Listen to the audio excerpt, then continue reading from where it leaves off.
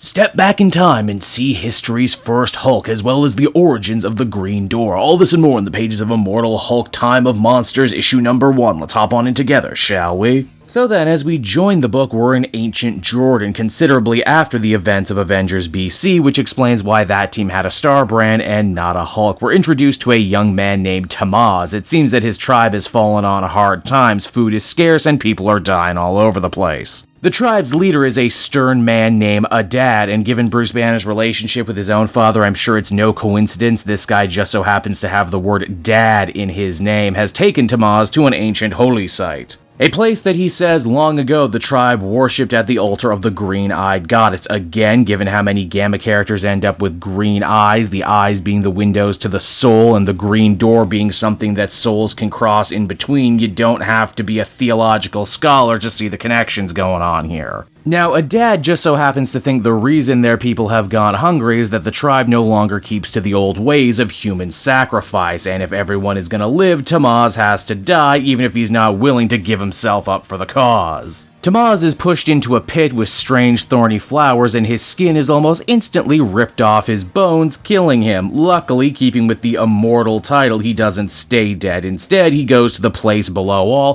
to have an audience with the devil, also known as the One Below All. Tamaz's anger and rage over his betrayal is truly palpable, and the One Below All offers him his mark, as well as the power to break worlds and those who wronged him. In other words, he gave him the gift of the Hulk's very first smash. Now here's where the story gets really interesting. Adad returns to the village and we discover his son, who was actually best friends with Tamaz, were actually planning to leave the tribe behind to go foraging on their own, thinking that Adad had lost his damn mind a long time ago. This, of course, means Adad sacrificing Tamaz was less a public service and more an act of straight-up premeditated murder to try and regain control over his son and his community. Things for the tribe end up looking to change, though, as hunters hear word of a large beast with lots of meat on its bones for hunting in the valley. Surprise, surprise, it's Tamaz back from the dead and rampaging. Gotta dig this new design here that's all thorny like the plants. Here's the rub though, Tamaz is actually happy to be alive and doesn't want to hurt anyone, but try telling that to his hungry tribesmen who think he's a damn monster and end up killing him.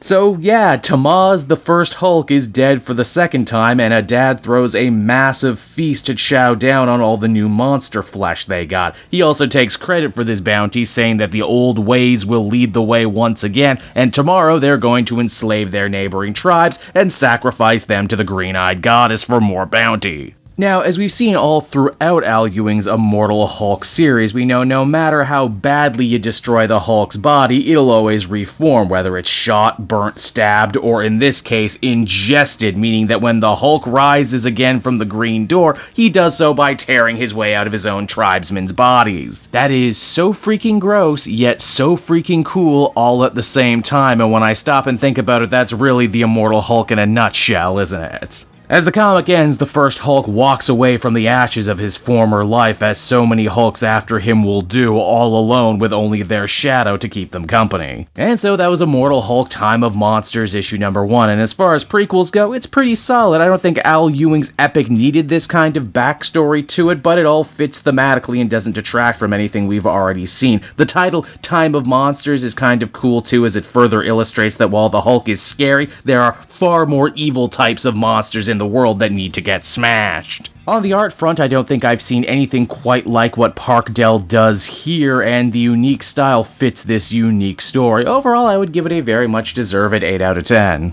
Hey there everyone, it's your pal Cape Joel again, and if you're seeing my face right now, that means you watched to the end of the video, and I'll always be grateful for that. Retention helps in this crazy YouTube game, and so does becoming a patron. If you head on down to the description, you can find a link to my Patreon page. Recently just redid all the tiers, a lot of cool stuff offering up there, exclusive commentaries, exclusive polls, behind the scenes concept art for Capes and Quest. That's the brand new D&D show I've started soon. Never been a better time to become a patron. You can become a patron for as little as $1 a month and help the channel grow and, help me continue to deliver content like what you just saw. So I want to thank you all, and I will see you again next time. Bye-bye.